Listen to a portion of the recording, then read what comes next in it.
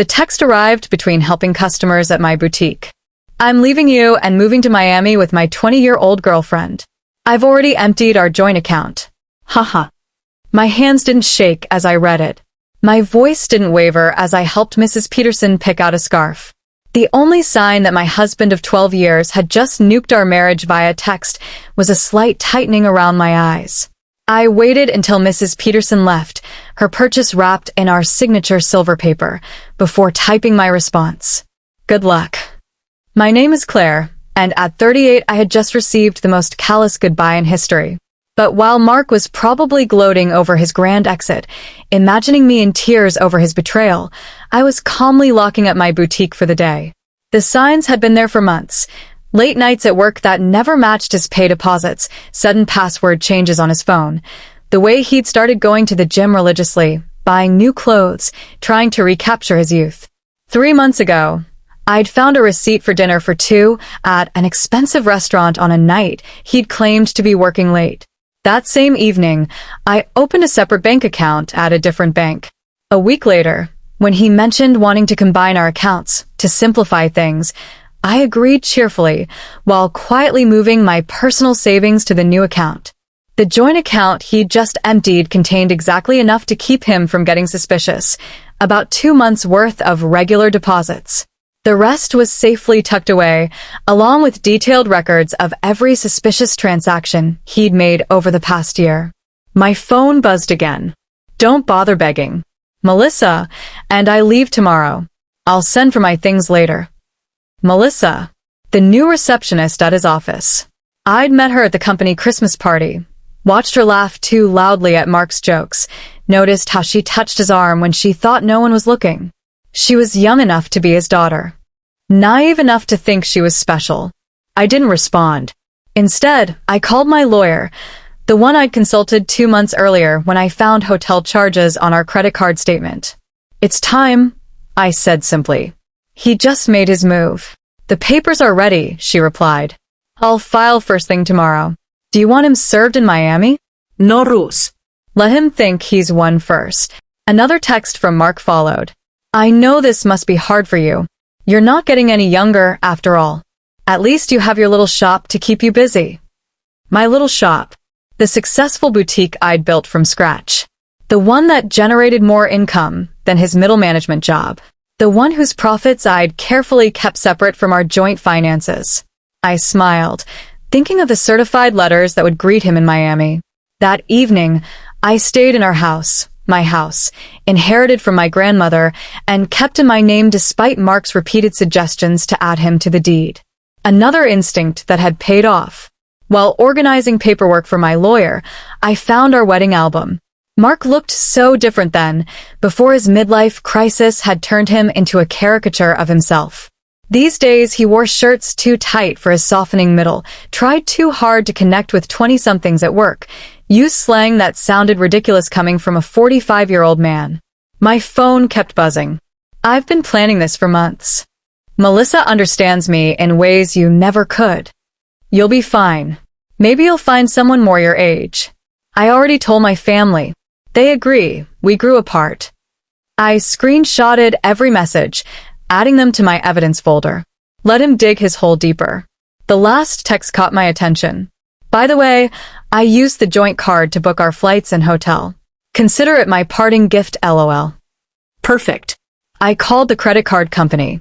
I need to report fraudulent charges and cancel a card immediately. Of course, ma'am. Can you identify, charges? 2 first-class tickets to Miami booked today and hotel charges at the Royal Palm. And I need to remove my husband as an authorized user.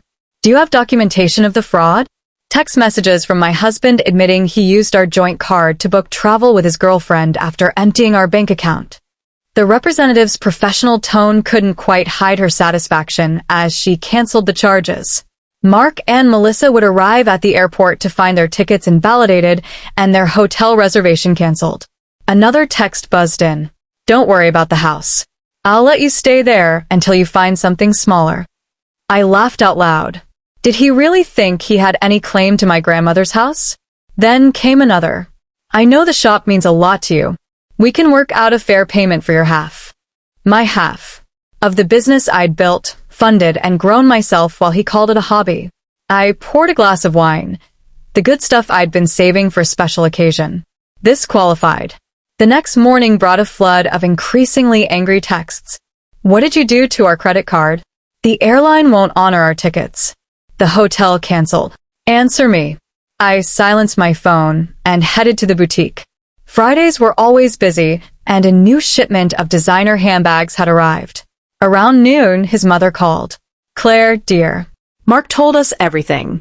He says you've been controlling, that you drove him away, and now you're being vindictive with his travel plans. I put her on speaker while arranging a window display. Did he mention emptying our joint account and charging his trip with his girlfriend to our credit card? Silence. I have his texts. Would you like me to read them? Another pause. He did seem cruel, she finally said. I appreciate the call, Barbara, but my lawyer has advised minimal contact during proceedings. By late afternoon, word filtered back through mutual friends. Mark and Melissa were stuck in a budget motel near the airport. His personal credit cards were maxed out, another red flag I'd noticed months earlier. My lawyer called. The emergency hearing is Monday. Given his admissions, we're in a strong position to freeze assets. Has he been served? Not yet, but his girlfriend's social media is providing excellent evidence. She's been posting about their adventure, including comments about you. I smiled. I had my own documentation. Mark texted again. I made copies of all the boutique's financial records. Half that business is mine. I forwarded it straight to my lawyer. The emergency hearing was everything I hoped for. Mark showed up in designer jeans too tight for his age and a blazer that screamed midlife crisis.